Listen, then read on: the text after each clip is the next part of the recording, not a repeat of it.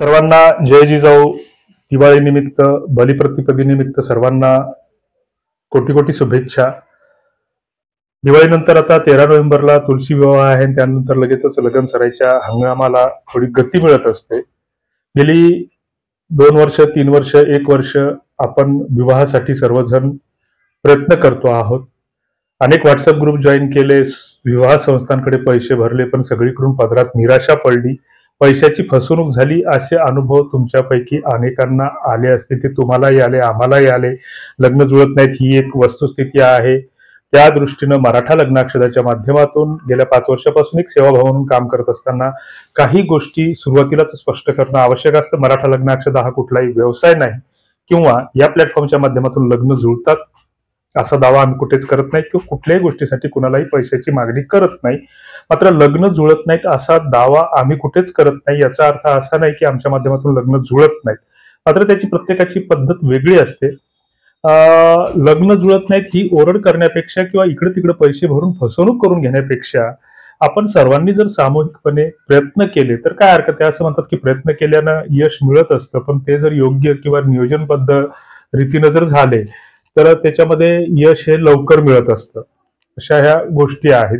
तर अशा स्थितीमध्ये आपण जर सर्वांनी पैसे भरले, फसवणूक झाली, प्रतिसाद नाही किंवा लुबाडणूक झाली, अशा अनुभव अनेकांना आलेले आहेत. त्या दृष्टीनं आपण काहीतरी सकारात्मक प्रयत्न करायला हरकत नसावी असं आमचं मत आहे. तुमचं मत याच्यापेक्षा वेगळं असू शकतं. तुमच्याकडे काही जर मतं असतील, सूचना असतील, अभिप्राय असतील तर त्या कमेंट बॉक्समध्ये आम्हाला कळवल्या पाहिजे. मग आपण काय केलं पाहिजे तर आमचा एक मराठा लग्नाक्षदाचा एक प्ले स्टोअरला एक मराठा लग्नाक्षदा नावाने एक प्लॅटफॉर्म आहे, म्हणजे ऍप्लिकेशन आहे. त्याच्यावर तुम्ही नोंदणी करू शकता. ते सर्व मोफत आहे. दुसरीकडे त्याच्यावर काही तुम्हाला व्हॉट्सअप ग्रुपच्या जाहिराती दिसतील तर त्या जाहिराती क्लिक करून तुम्ही व्हॉट्सअप ग्रुप जॉईन करावं, त्याचं ऍडमिन बनावं आणि आपल्या ओळखीतील नात्यागतीतील लोकांना त्याच्यामध्ये जोडण्याचा प्रयत्न करावा. 2-3 महिन्यापूर्वी आम्ही एक विषय मांडला होता, एक नियोजन आम्ही करत होतो की बा आपल्याला जिल्हा पातळीवर किंवा विभाग पातळीवर वधू परिचय मेळाव्याचं जर आयोजन करता आलं तर त्याच्यामध्ये नोंदणीकृत जे काही असतील तर ट्रस्टेड बायोडाटा त्याच्यामध्ये वधूवर परिचयासाठी येतील. तिथे प्रत्यक्ष संवाद होईल आणि त्या माध्यमातून कुठेतरी आपण लग्न जुळवण्याचा प्रयत्न करू, हा एक आमचा मानस होता. मात्र हे करत असताना कुठलीही गोष्टीचं सोंग आणता येतं पण पैशाचं सोंग आणता येत नाही. आणि मग हे नियोजन करत असताना कुठेतरी तिथे आर्थिक भार आपल्यावर पडणार होता. 8 दिवस, 15 दिवस, 1 महिना त्याच्या प्रचार प्रसारासाठी घालावा लागला असता. आणि मग अशा स्थितीमध्ये त्याचं आउटपुट काय असेल काय नसेल ह्या गोष्टी आपल्याला माहित नसतात. आणि मग पैसा जर उभा करायचा त्याच्यासाठी तर तुम्ही आम्ही सगळे कॉमन माणसं आहोत, सामान्य माणसं आहोत, पैशासाठी रोज दैनंदिन संघर्ष करणारे लोक आहोत. अशा स्थितीत जर पैसा उभा करायचा म्हटलं तर कुठेतरी आपल्याच माणसाला कुठेतरी लुटावं लागेल, त्यांच्या खिशाला कुठेतरी त्यांच्याकडून वर्गणी घ्यावा लागेल किंवा नोंदणी शुल्क घ्यावं लागेल. ते आमच्या तत्वात बसत नाही. त्याच्यात पुन्हा आम्ही विचार केला की बाबा काही सामाजिक संस्थांना आम्ही आवाहन केलं की ज्या याचं स्पॉन्सरशिप करू शकतील किंवा त्याचा खर्चाचा भार उचलतील. मात्र तशी लोक काही मिळून नाही आले. राजकारणातील काही व्यक्ती म्हटलं आम्हाला सापडतात का, पण ते करत असताना आचारसंहिता लागू झाली आणि सगळे जे ते आता निवडणुकीत गुंतलेले आहेत. निवडणुकीचा गदारोळ माजेल आणि तुमच्या आमच्या लग्नाची काळजी या राज्यकर्त्यांना कोणालाही नाही. ते त्यांच्या स्वार्थासाठी सतत झटत असतात आणि आपणही त्यांचा उदो करत असतो. हा भाग वेगळा, तो आपला विषय नाही. तर असं मग आता याच्यामध्ये पुन्हा काय करता येईल तर आपल्याकडे सध्या तरी आम्हाला 2 पर्याय दिसतात. एक म्हणजे आमचे मराठा लग्नाक्षदा प्लॅटफॉर्मवर आमचे वैयक्तिक नंबर आहेत, त्याच्यावर कृपया कोणी फोन करू नये, कारण फोनचा खूप आम्हाला त्रास होतो. व्हॉट्सअपचा मेसेज करावा. 1 घंट्यानं, 2 घंट्यानं, 4 घंट्यानं होत नका, पण आम्ही प्रत्येक मेसेजला यथावकाश रिप्लाय देण्याचा प्रयत्न करतो. फोन कॉल्स उचलणं होत नाही, कारण आम्ही दुसऱ्याची नोकरी करतो. त्याच्यामुळं या कामाच्या व्यापामध्ये ते उचलणं शक्य नसतं किंवा प्रत्येकासोबत संवाद करणं शक्य नसतं.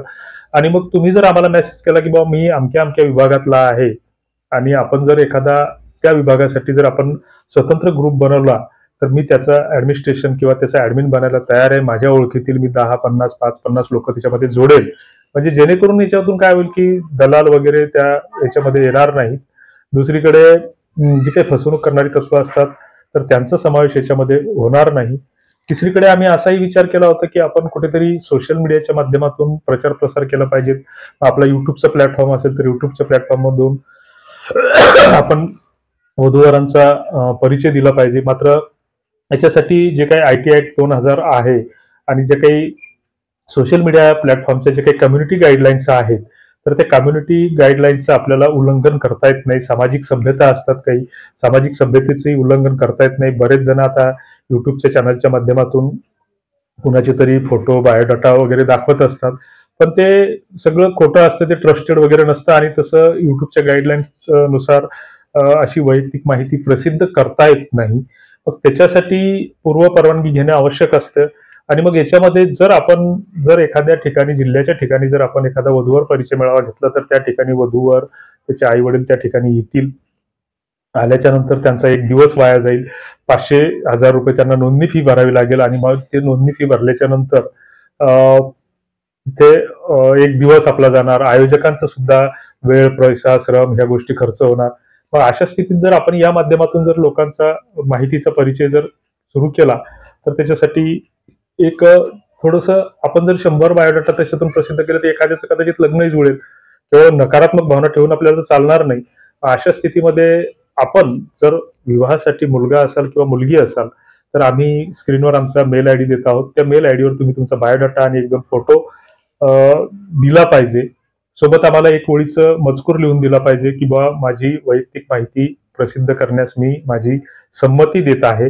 तुमचा खाली मोबाईल नंबर असला पाहिजे, बायोडाटावर मोबाईल नंबर असला पाहिजे आणि याच्यासोबत जर तुम्हाला 30 सेकंदाचा एखादा व्हिडिओ जर स्वतःचा परिचय देतानाचा बनवता आला, तर त्याच्यात पुन्हा आणखीन भर पडेल. मुलगा असेल, मी पुणे इथे जॉब करतो, अमक्या-अमक्या कंपनीमध्ये जॉब करतो, मला एवढं-एवढं महिन्याचं वेतन मिळतं. माझी आई असं-असं काम करते, घरकाम करते किंवा एखादा उद्योग किंवा छोटा-मोठा व्यवसाय सांभाळते. माझे वडील अमकं-अमकं काम करतात किंवा रिटायर आहेत किंवा शेती सांभाळतात.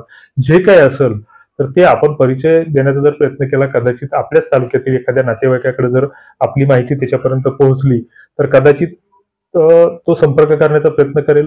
आणि एक असा आमचा अनुभव आहे, की संपत्ती आणि पैशापेक्षा आपण जी ओरड करतो आहोत, की मुलींच्या अपेक्षा वाढल्या, मुलींना घर पाहिजे, बंगला पाहिजे.